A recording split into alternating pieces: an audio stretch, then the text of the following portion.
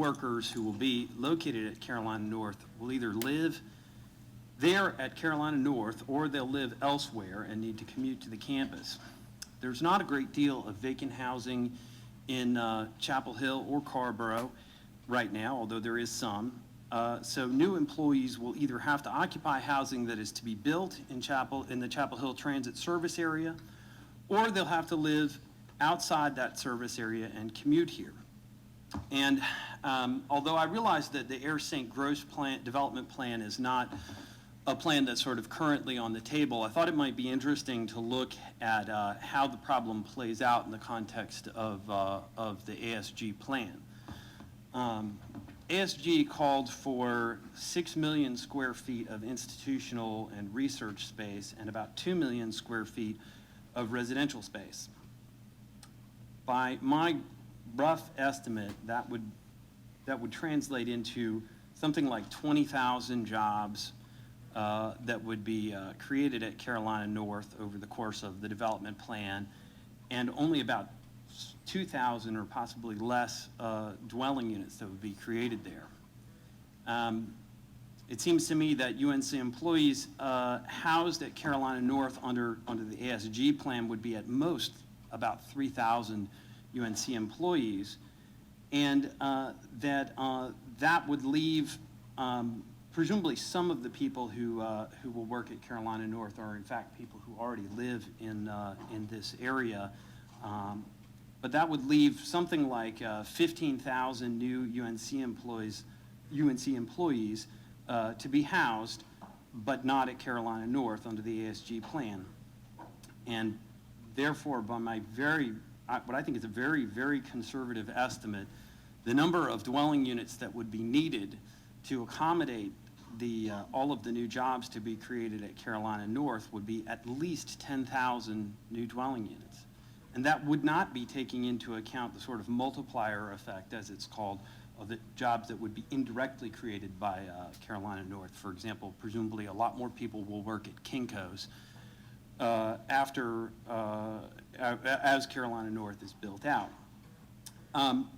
Now, some people will undoubtedly argue that growth in residential areas in Chapel Hill and Carrboro could help to address this problem.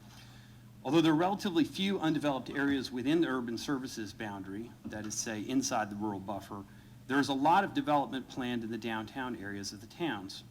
However, to understand how little that will do to address the problem, let's take a look at the proposed Greenbridge development in western downtown Chapel Hill. I don't mean to particularly pick on Greenbridge or comment on its merits or possible demerits, but I just want to use it as an interesting example of a large new development that's happening or may happen in Chapel Hill.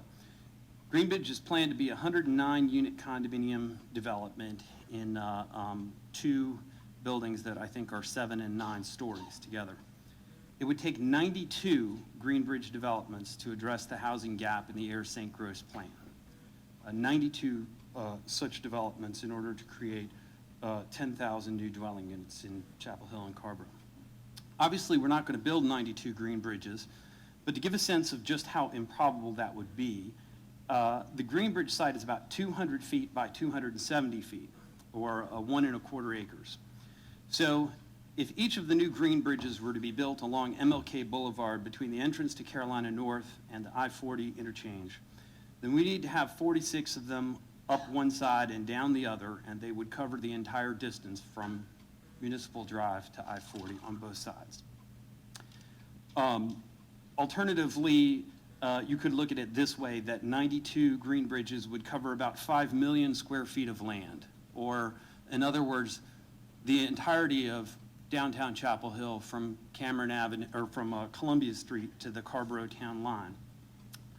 And such buildings would have to line both sides of Rosemary Street, both sides of Franklin Street, and both sides of Cameron Avenue. That would be the scale of 10,000 dwelling units, even in its most, well, not most, but in a very compact arrangement. Alternatively, if the necessary growth were to happen in more of a mix of condominiums, townhouses, and subdivisions, then the needed development would be about the size of the entire town of Carrboro. Something like a dozen southern villages, or an area roughly half the size of the entire Orange County rural buffer. Another way to achieve this would be to quadruple the population of the town of Hillsborough. Obviously, I'm being a little bit melodramatic by putting all of those examples out there, but I think we need to talk seriously about what it means to create 20,000 jobs in Chapel Hill. And of course, even if the private market were to build that much housing within our urban services boundary, there's nothing to say that the average person at Carolina North could afford it. Currently, downtown condominium space is selling for $200 to $300 per square foot. And new developments that are in the pipeline include proposals that approach $400 per square foot. That's $400,000 for 1,000 square foot condominium. One would need to make at least $100,000 per year at the very least in order to buy a private market condominium in downtown Chapel Hill. I don't expect that it would be particularly different in Carrboro, I should add. I would guess that a very small percentage indeed of UNC employees make that kind of money. And the same will be true, I would assume, in the future at Carolina North. All of this points to the fact that under the ASG plan, there will have to be thousands and thousands of people commuting from outside Chapel Hill, the Chapel Hill Carrboro area to Carolina North. Right now, if they're to commute from Chatham County, Alamance County, or Northern Orange County, there is no public transportation that would accommodate them, although there are park and ride lots just at the edge of the towns that could help. If these new employees live in Hillsborough, then they could hypothetically commute by the new but still sparse TTA bus route. If they live in Durham, then they might have some kind of access via TTA, although that service would need to be expanded dramatically. But more realistically, most folks would drive most or all of the way. And that, of course, is very clear when you start to do this type of math, that the thinking behind the ASG plan contemplated exactly that. In fact, it's notable that there's perhaps space for about 3,000 Carolina North employees to live at Carolina North in the ASG plan, and there's 17,000 parking spaces. 3 plus 17 is 20,000. Indeed, that plan contemplated essentially no public transportation for access to the site. In this respect, the ASG plan needs to be entirely discarded, and I hope that it will be. The number one transportation solution needs to be housing. The number two solution needs to be bike and ped access, and the number three solution needs to be public transportation. Therefore, I would like to put forward 4 proposed housing principles, and I apologize for the fact that these are not, have not up to now been a part of Carrboro or anybody's columns in the matrix, but some of these ideas have come to me relatively recently, and so I'll throw them out there. First, Carolina North should not exacerbate the crisis in housing affordability already existing in the Chapel Hill Carrboro area. Second, housing built at Carolina North should be affordable to a range of incomes with a housing cost distribution that reflects the income distribution of UNC employees generally in each phase of the development at Carolina North.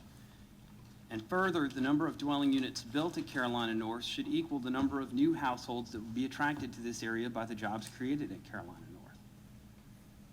However, non-undergraduate housing created by the University of North Carolina and other parts of the Chapel Hill Transit Service area should be counted toward the accomplishment of this goal. I'm not proposing that UNC be held to a higher standard than other developers. I am proposing that a well-planned, carefully thought-out campus must include housing, both as a way of protecting the environment and as a smart business decision. I suspect that if we asked the trustees of Stanford University what they would most like to go back 50 years ago and change about their planning, that they would identify planning for more employee housing. And I imagine the story would be the same at Berkeley, Harvard, San Diego State, and dozens of other universities across the country. But unfortunately for them, they cannot go back in time. However, UNC is in a different position. We can sort of go back in time because we can start planning for dealing with this problem now rather than wishing 50 years from now that we had. I'm talking about a very significant and serious investment in housing, and I realize that. But I have to say that ultimately the transportation problem that we will have in accommodating the scale of development that's contemplated at Carolina North will cost a lot of money. And I'm just asking this question: shall we spend our limited resources on building roads, on buying buses, on building train lines, or on building housing? Which one of those is the smartest investment when we look 50 years into the future? Sorry for the speech.